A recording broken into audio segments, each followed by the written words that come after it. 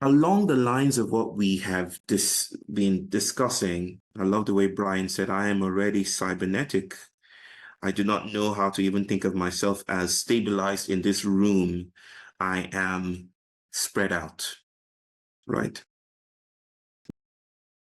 Would seem to me to be the case that trauma seems to be doing at least two things: marking the site of rupture, but also articulating the body, right? It's a double-edged sword. It's how over time, modernity, industrializing modernity, has named a breach in embodiment. It has marked the site to an unknown God. It's an altar to an unknowable force, right? And it's unknowable, and it's frightening, and it's violent, and it's monstrous to the body because of its already habituated response or dynamics of framing embodiment in a typical way. This is neurotypicality writ large, right? Which brings us to this. Trauma is not just what happens to us. Trauma is how bodies are manufactured to withstand the shock. Trauma is not just what happens to us. Trauma is how bodies are manufactured to withstand the shock. Trauma is a politics. Trauma is architecture.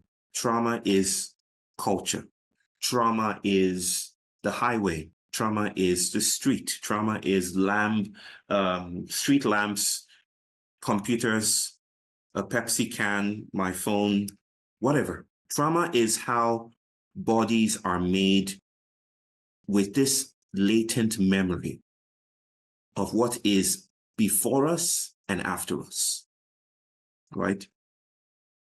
If you can, imagine a bowl of soup, and you stick your spoon in that bowl of soup, and how the ingredients, encircle and dance around like a Brownian field of little critters in motion, how it dances around all the ingredients, this interruption, right?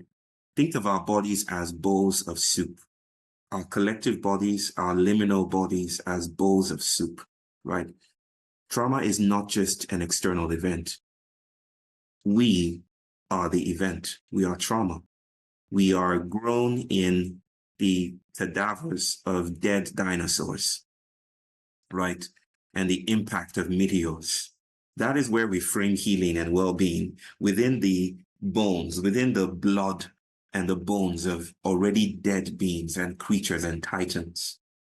Trauma is how our body is still being made. This is what a sister said to me once. I remember taking this course called The Winding, Wandering Way of the Wound back in 2022 with Science and Non-Duality.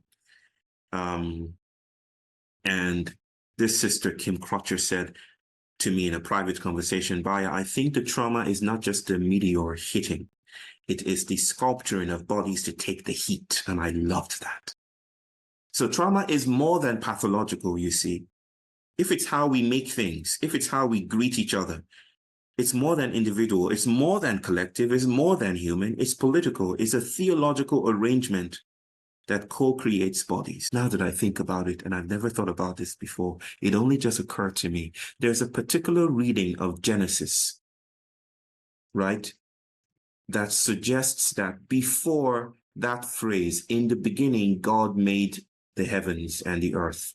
Before that phrase, there was a hidden dimension that doesn't show up in the text, but in the reading of the book of Ezekiel shows up. And this became the pre-Edenic theory, the idea that God made a world and that world was devastated by a rebellion of some sort, a rebellion of Lucifer, right, who later became Satan. And this all happened before that first verse in Genesis, right? That something happened, led to a traumatic restart of the entire planet, of the cosmos, so that Eden is already a creature of trauma. The beginnings are already in the middle of trauma. Very interesting. I never thought about it that way before. Trauma is doing more than just marking or naming the site where the psychic wound is. Trauma is an effect of a specific kind of socio-material arrangement.